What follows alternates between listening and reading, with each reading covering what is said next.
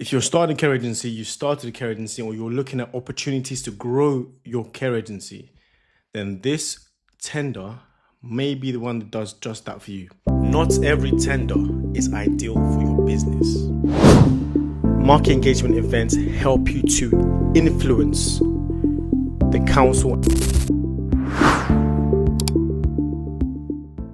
Now, this one is the Adults with Disability Dynamic Purchasing System, which is an open framework being ran in and by Sheffield City Council. When we speak about open frameworks, what do we really mean by that?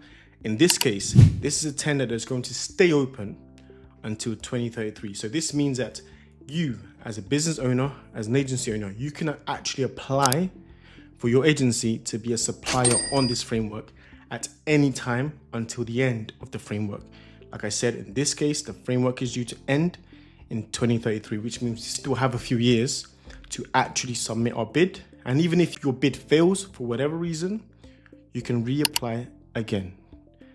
The only caveat there is that they do evaluation rounds. When I say they, the borough here, so Sheffield City Council, will evaluate all bidders every single year. So these are annual evaluation rounds. So do not waste your bid. First of all, make sure you understand what the services are, what the criteria is, and what the requirements you need to have are for you to actually qualify to bid, to make sure you actually put in a winning bid and do not waste your time, because a year is a long time. So you do not want to make sure that your first bid fails. No one wants that. So in this video, we're going to cover exactly what services you'll be required to provide are, what the criteria is, and what requirements the council here expects you as a bidder to have.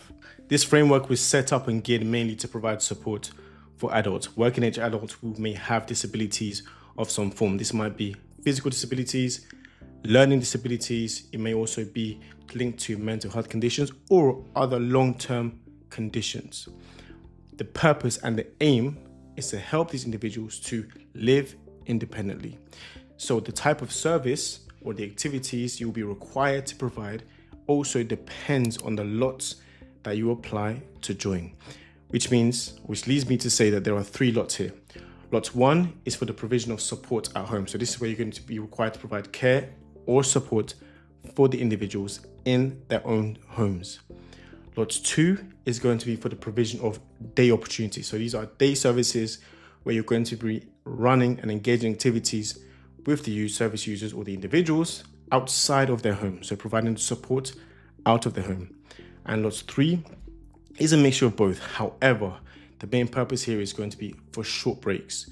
So this is where you're going to be providing, potentially may be required to provide overnight short break services, meaning that the individuals will be required to reside in accommodation where you are managing, you've sourced, and you're managing on their behalf as well. So you're going to be the one hosting these individuals whilst also providing that 24/7 support for them overnight.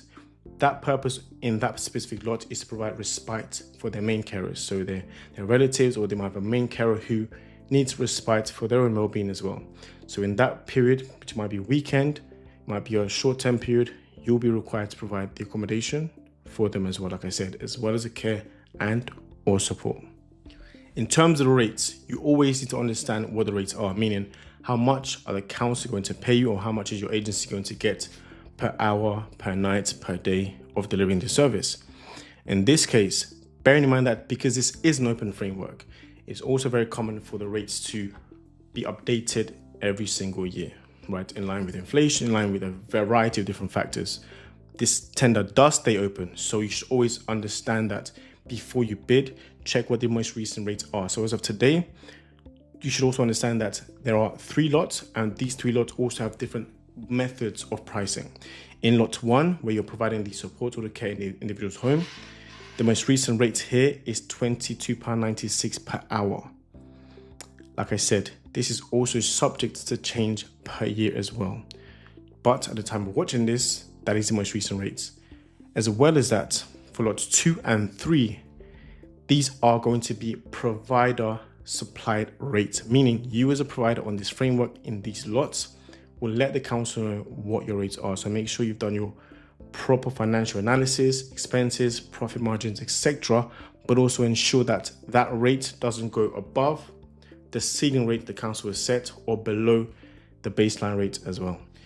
Another resource you should consider, especially for lots 2 and 3, in order for you to understand or decide to bid for the opportunity or not, is the fact that in lots 2, you may need to provide the building. Or in fact, you will need to provide the building as well, because this is going to be the building where you will run and engage in activities with the individuals. So this can be, the individuals may need to stay there for a half day, which is 4 hours, or for a full day, which is up to 8 hours.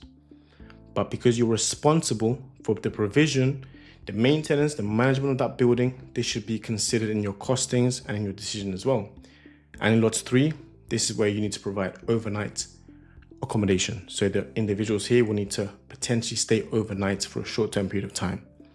So again, in that sense, you will also need to provide accommodation, which is where you need to work in collaboration with a private landlord or a housing provider who can source, manage, maintain, and basically provide the accommodation. But this is all your responsibility. In terms of the regulatory requirements, now, of course, there are a range of different services and activities as an agency you will be required to provide, or you may be required to provide, depending on the care plan or the support plan of the individuals. Now, if you're providing simply the community-based support out of their homes, which is where it's just support, you do not need to provide, or you do not need to have a license with CQC. However, if you are providing care on this framework, which means you're bidding for any of the packages for care, you will be required to be licensed and registered with CQC.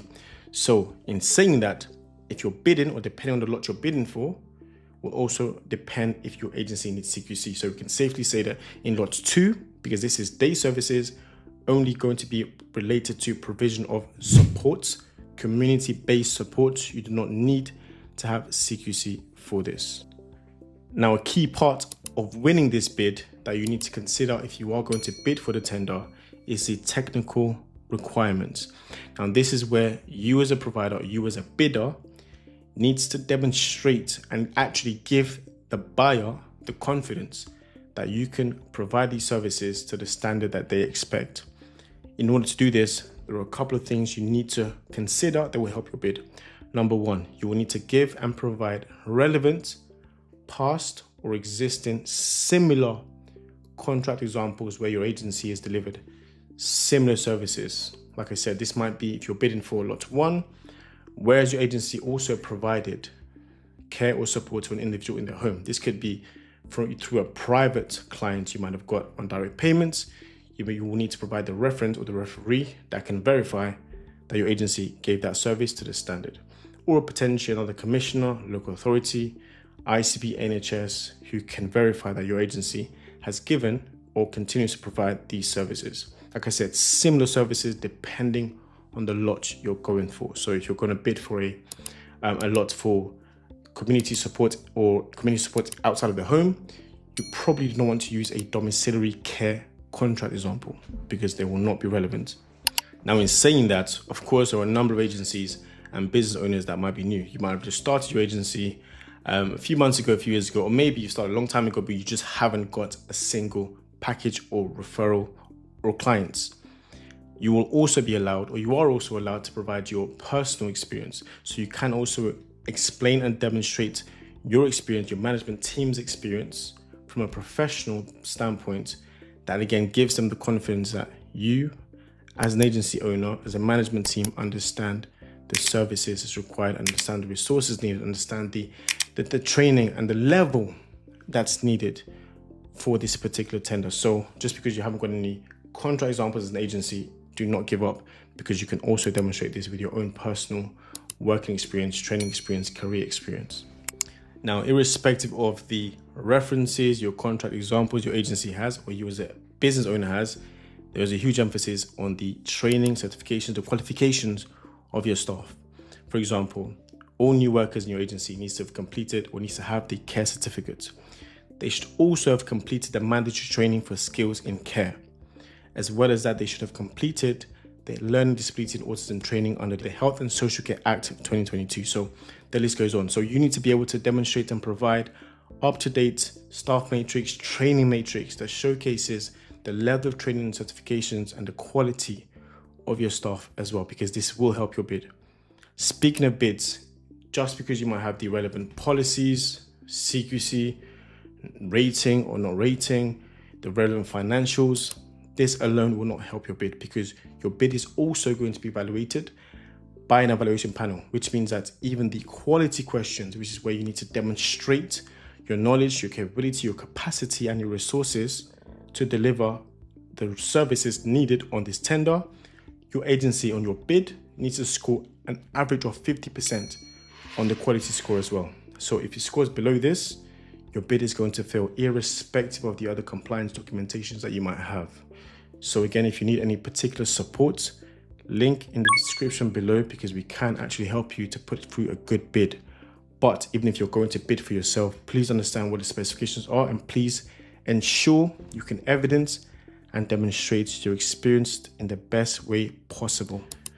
Hopefully you found this video useful. I'm going to be doing a lot more tenders over the coming weeks, months, years. But if there's a specific area, specific type of service that your agency is looking for or for a tender in, drop a comment and I'm going to do a video on that particular tender or that area. If not, again, I appreciate a like, follow, share, all that good stuff. Thank you.